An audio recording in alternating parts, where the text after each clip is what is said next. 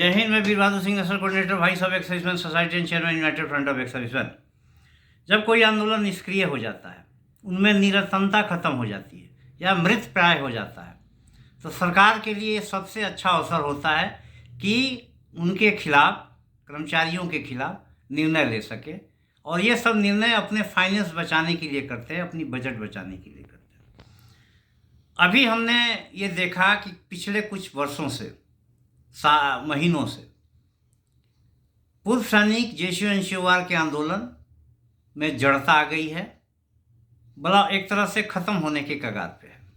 तो हम लोगों ने सभी संगठनों को इकट्ठा करके प्रयास किया कि इनमें जड़ता ख़त्म करने के लिए, अपनी मांगों को जोर देने के लिए, उसकी कंटिन्यूटी मेंटेन रखने के लिए एक बड़ा आंदोलन जंतर मंतर पे 27 अप्रैल 2025 को किया जाए। अब यह आंदोलन दो कारणों से और भी इम्पोर्टेंट हो गया।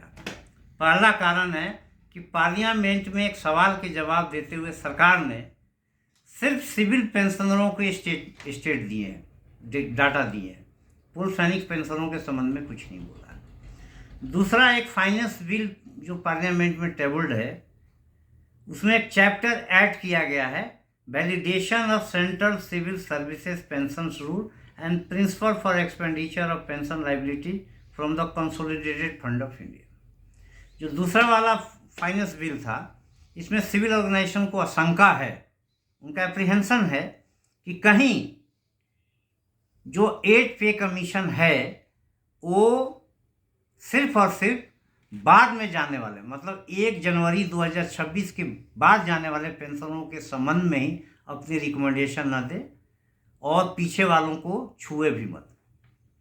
अगर ऐसा होता है तो 7 पे कमीशन या उससे पहले जितने भी पेंशनर गए हैं, इनकी पेंशन में 1 रुपये की बढ़ोतरी नहीं होगी।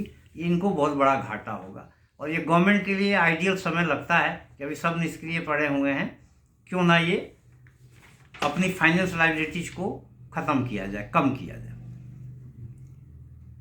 सिविल ऑर्गेनाइजेशनों ने इसके संबंध में गवर्नमेंट पर प्रेशर माउंट करना शुरू कर दिया है। उन्होंने अपने डेलीगेशन भेज के वार्ता भी किया है, लेकिन अभी टर्म्स ऑफ रेफरेंसेस 8 पे कमीशन का हुआ नहीं है।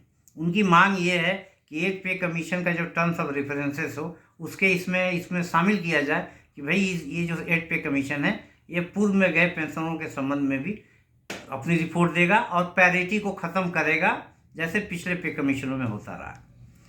तो अब हमारी आंदोलन जो 27 अप्रैल 2025 को प्रस्तावित है, उसकी ज़रूरत और भी ज़्यादा महसूस हो रही है।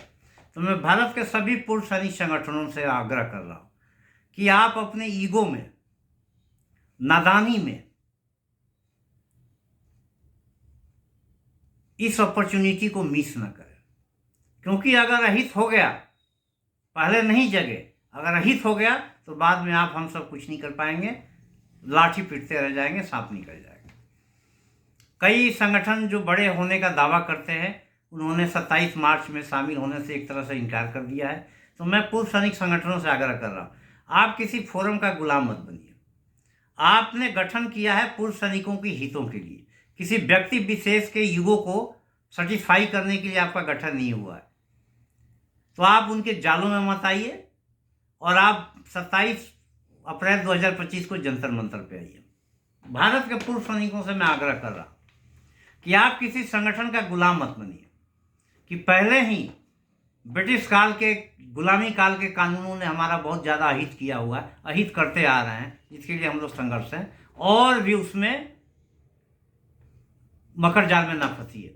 आप संगठन नहीं आते, छोड़िए संगठन को, आइए 27 अप्रैल 2025 को जंतर मंतर पे और अपने अधिकारों के संबंध में, अपनी मांगों के संबंध में अपनी आवाज़ को बुलंद रखिए, ताकि सरकार को पता चले कि हम जगे हुए हैं, हम सोए हुए नहीं हैं, और कोई भी आपका निर्णय जो हमारे खिलाफ है, उसका हम डट के विरोध करेंगे। जय हिंद, जय भारत।